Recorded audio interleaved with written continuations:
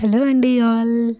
ఈరోజు మనం special curry చూసేద్దామా? ఇవాళ మా స్పెషల్ ఏంటో ఇంట్లో ఇదొచ్చేసి egg and prawns curry. So, దానికి కావాల్సింది మెయిన్ ఇంగ్రీడియెంట్స్ వచ్చేసి 3 ఆనియన్స్, 3 పచ్చిమిర్చి, ప్రాన్స్, అల్లం వెల్లుల్లి పేస్ట్, కొత్తిమీర, గరం మసాలా. సో, ఇది వీడియో ఎండ్ వరకు చూడండి, స్కిప్ చేయమాకండి. కంప్లీట్ వీడియో చూడండి అండ్ మీరు ట్రై చేయండి. దీనికి కావాల్సిన మెయిన్ ఇంగ్రీడియెంట్స్ చెప్పేసాను కదా! సో, నడిచేయండి. చూద్దాం మన వీడియోలో ఎలా తయారు చేయాలి ఏంటి అనేది. ఆనియన్స్ వచ్చేసి ఇక్కడ బిర్యానీకి కోసినట్టు కోయాలి అండ్ పచ్చిమిర్చి కూడా మామూలుగా కోసుకోండి, మరీ చిన్నవి అవసరం లేదు. అండ్ ఇందులో మనకొచ్చేసి రొయ్యల్లో లైట్గా సాల్ట్ వేయండి, లైట్గా సాల్ట్ వేసి వాష్ చేయండి. ఎందుకంటే సాల్ట్ ఎక్కువ వేస్తే మళ్ళీ ఇబ్బంది అయిపోతుంది. సో, లైట్గా వేసి వాష్ చేయండి ఒక 2 టైమ్స్.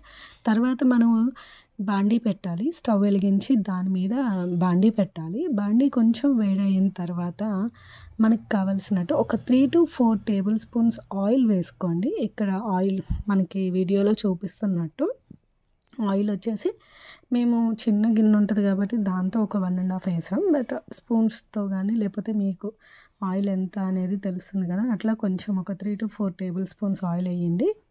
ఆయిల్ కొంచెం హీట్ అయిన తర్వాత అది ఆనియన్స్ అండ్ పచ్చిమిర్చి మనం ఆల్రెడీ కోసి పెట్టుకున్నాం కదా, అవి వేసేయండి. సో, వీడియోలో కనిపిస్తుంది చూడండి. ఆనియన్స్ అన్నీ మనం ఎన్నైతే ఇక్కడ 3 ఆనియన్స్ 3 పచ్చిమిర్చి ఎన్నైతే కోసుకున్నామో అవన్నీ కూడా ఆనియన్స్ వేసేయండి. అందులో వేసేసి సో ఒకసారి కలపండి గరిటతో. అన్నీ వేసేసిన తర్వాత మనకి కొంచెం అవి ఈవెన్గా స్ప్రెడ్ అవ్వాలి, అన్నిటికీ ఆయిల్ అంటుకోవాలి కాబట్టి ఈవెన్గా అన్నిటినీ కలపండి. ఒకసారి ఒక 1 or 2 టైమ్స్ కలిపితే ఏంటంటే మనకి అంతా ఆయిల్ అంతా మగ్గుతూ ఉంటాయి ఆనియన్స్ అనేవి. కొంచెం ఇట్లాగా తిప్పిన తర్వాత మనం ఏం చేయాలంటే మూత పెట్టుకోవాలి ఫస్ట్. ఆనియన్స్ అట్లా 2-3 టైమ్స్ కొంచెం సేపు బాగా కలిపిన తర్వాత మిక్స్ చేశాక మూత అనేది పెట్టుకున్నాం అనుకోండి, అవి ఇంకొంచెం మగ్గడానికి హెల్ప్ అవుతుంది. సో, అట్లా మూత పెట్టుకున్న తర్వాత ఏం చేయాలంటే వీటిని సో అదండి మూత పెట్టుకోవాలి. మూత పెట్టుకున్న తర్వాత తీసి మళ్ళీ ఒకసారి కలుపుకోవాలి. సో, ఒక 1 or 2 టైమ్స్ అట్లా కలిపిన తర్వాత ఒక 2 టేబుల్ స్పూన్స్ మనం ఉప్పు వేసుకోవాలి. ఇఫ్ ఇన్ కేస్ మీరు సాల్ట్ ఎక్కువ తింటే కనుక కొంచెం వేసుకోండి. తర్వాత 2 టేబుల్ స్పూన్స్ పసుపు వేసుకోండి.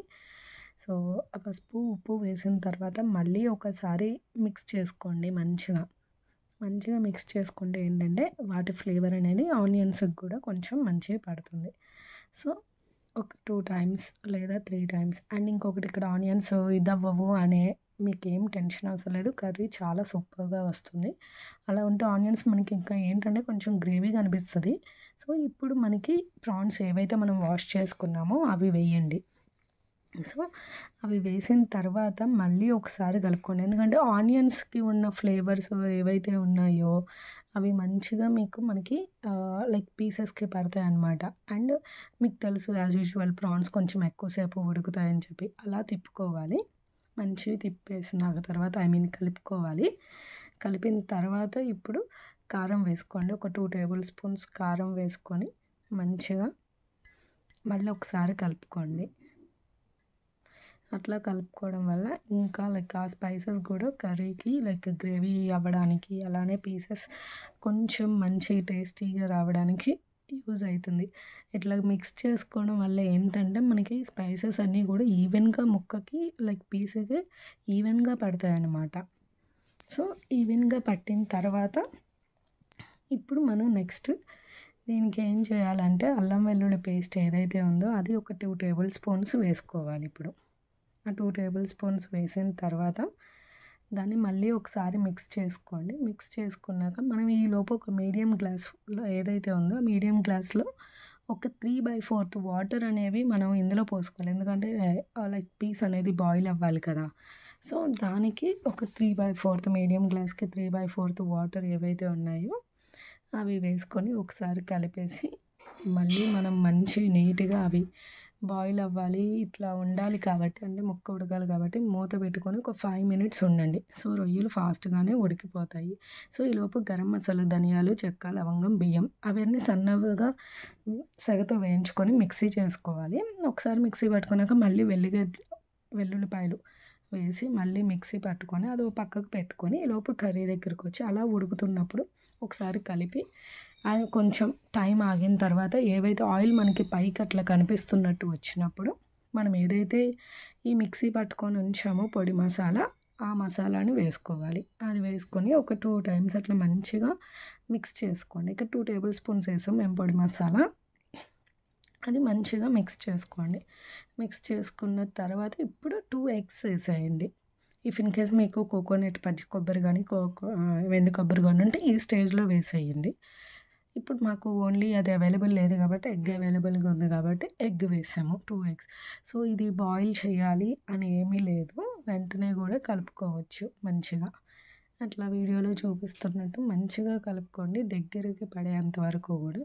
ఏమీ ఎగ్ బాయిల్ అవ్వదు అనే భయం లేదు, కర్రీ బాగోదు అనే భయం లేదు.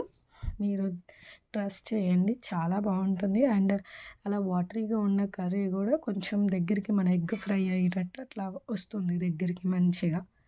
సో అట్లా ఆయిల్ పైకి వస్తుంది కదా. సో మీకు తర్వాత అసలు at the end of the day మనకి అసలు ఆయిల్ కూడా ఎక్కువ కనిపించదు. చూడండి కర్రీ ఎట్లా రెడీ అయిందో. ఇక మనం మంచిగా కొత్తిమీర వేసి మళ్ళీ ఒకసారి కలుపుకొని సర్వింగ్ బౌల్లో తీసుకొని తినేయడమే.